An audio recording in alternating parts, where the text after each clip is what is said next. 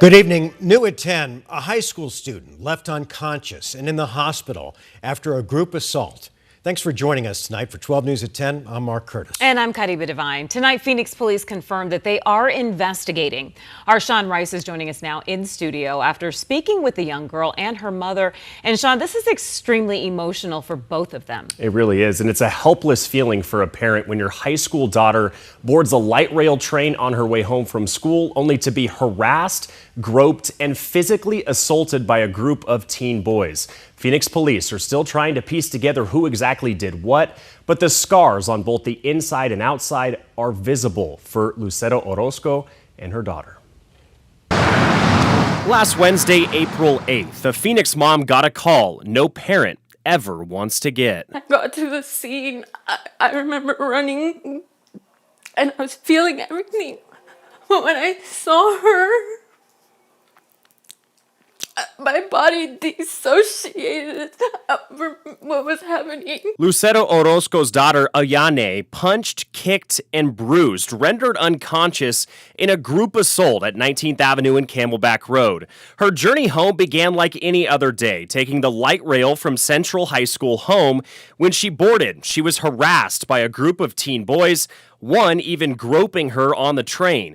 When she exited, video shows her being dragged to the ground by her hair, then dragged into the street while getting punched repeatedly. She was taken to the hospital with cuts on her face and a brace now around her neck. I imagine as a mom, it's incredibly difficult to feel the pain that your child feels, right? What has that been like to know that she experienced pain? As a parent, you don't want them to feel that. You can't shelter them from the world. Like, I don't want her, like, my daughter's traumatized. Like, I can't take that away from her. And as a parent, you want to fix things, but this is probably one I can't fix for her. Phoenix police say their investigation is ongoing. No arrests have been made. Lucero says the Phoenix Union High School District has taken action, making her daughter feel safe to attend school. They really are standing up. And I really do appreciate the school and the school district.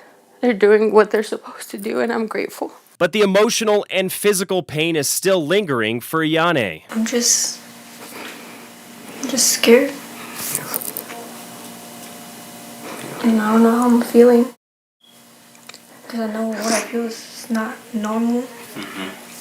And my heart starts beating. And with a lot of people, I see someone that I know. As police pursue suspects, her family wants to spread a message of awareness. If teens are not held accountable for violent assaults, they will continue. I just don't want her to fall through the cracks. Like, you see it happen all the time. And I don't want my daughter to think that someone can do something and nothing's going to happen.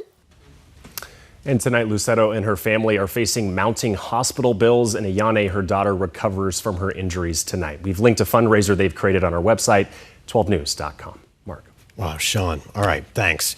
Let's get to our weather impact forecast. Meteorologist Lindsay Riley is here. And Lindsay, it's actually snowing in the high country today? Yeah, we are seeing some snow around the Flagstaff area where some light accumulation in the downtown area will be possible tonight, most likely an inch or less. So we're seeing that transition over to snow as we speak. You can see rain in the green, and the white is the areas of snow. And those snow levels are coming down to about 6,500 feet. So above that is where we'll have some snow during the overnight. Now here's our radar for the valley, and you can see a couple isolated showers in the Apache Junction and Gold Canyon area. We've had some light rain move through Cave Creek and Anthem and up toward Lake Pleasant. Earlier, Buckeye and the White Tank saw some showers. So not everyone in the valley saw the rain tonight. We have about another hour to an hour and a half of possible showers in the valley, and after that, our rain chances will be going slowing down, and the rest of the overnight will be dry.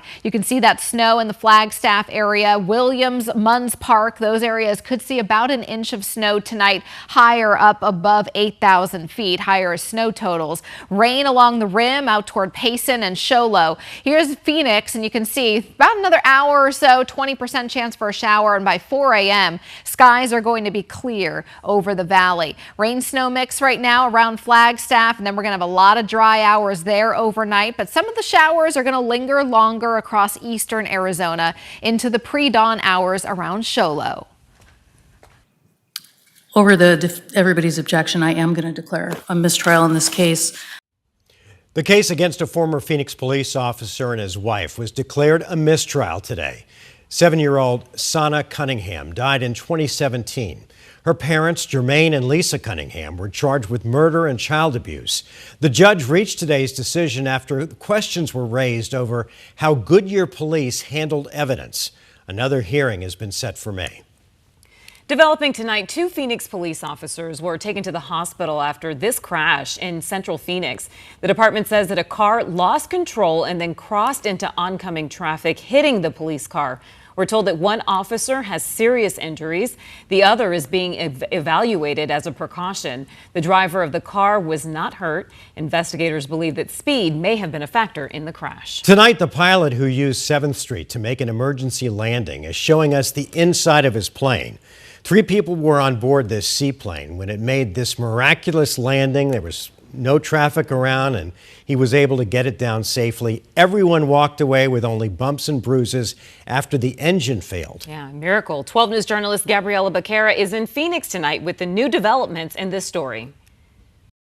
The landing was remarkable. The plane stopped just short of this utility pole, but the pilot tells me the real hurdle was making it under this traffic sign, and he accomplished it with just inches to spare. Mike Tragar's a pilot, is walking us through the moments before he made this incredible emergency landing on 7th Street in the middle of central Phoenix. We're talking about 45 seconds.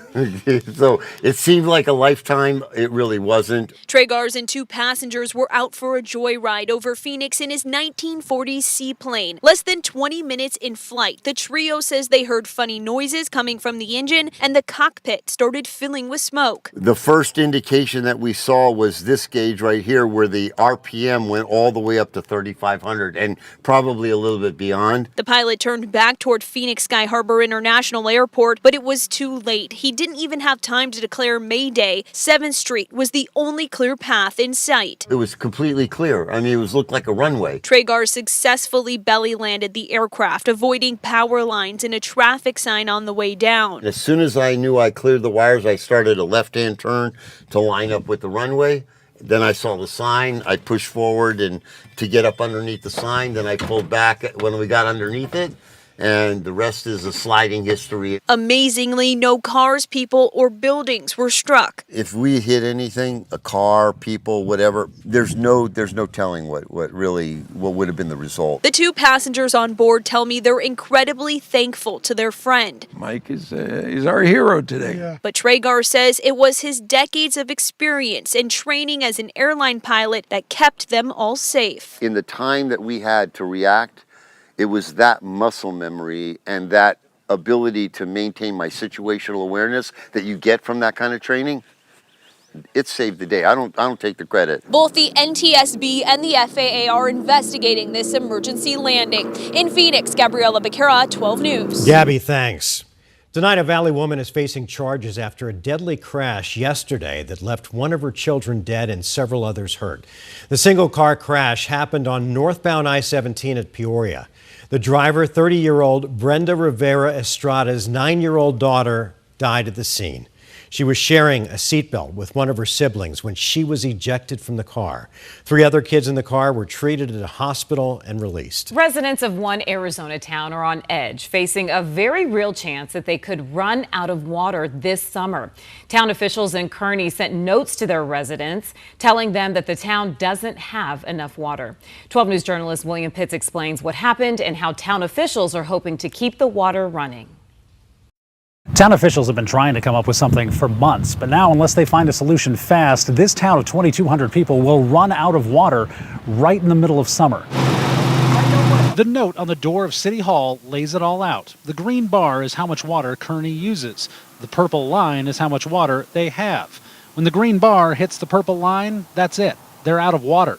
And that will be 3 months from now. We only flush once or twice a day, and it's Kearny, so after dark you can pee anywhere you want. Jerry Kaufhold is throwing every idea he has out there. I'm wearing shirts 2 days in a row just to cut my laundry in half. It's not an exaggeration either. The town says the faucets will literally run dry for 2,200 people. It is really tragic, and it's nobody's fault. The reality is there's just no water available for everybody's use. Mayor Curtis Stacy is trying to figure out how to save his town. I've learned more about water law than I ever wanted to know. It's not a challenge that I was looking to face. The town of Kearny gets all of its water from the Gila River, and it's regulated by something called the Globe Equity Decree. It's a very old agreement that divides up the Gila River water between mining companies, Native American tribes, and towns. That means in a bad drought year, like now, Kearny gets its water cut. Kearny uses about 280 acre-feet of water. This year, they're only getting 77. Well, the water will be in the ground. There will be water there. There will be water likely in the river. We just won't have a right to it. Town officials are trying to fix up some old wells, but that won't be near enough water. No one in the town can use water for anything but drinking and sanitation. And Mayor Stacy is trying to convince the nearby mines to sign over some of their water. We need to clear a path for that to happen, and that means everybody along this river would have to agree to a transfer of water. That means any of the other groups that get water can veto that idea, even if the mine agrees. That leaves the entire town in limbo. We're looking to get 50-gallon barrels so we can harvest rainwater. They hope a good monsoon will help them get to the end of the year. If not, the clock is running, and the water won't be. William Pitts, 12 News. All right, Will, thanks.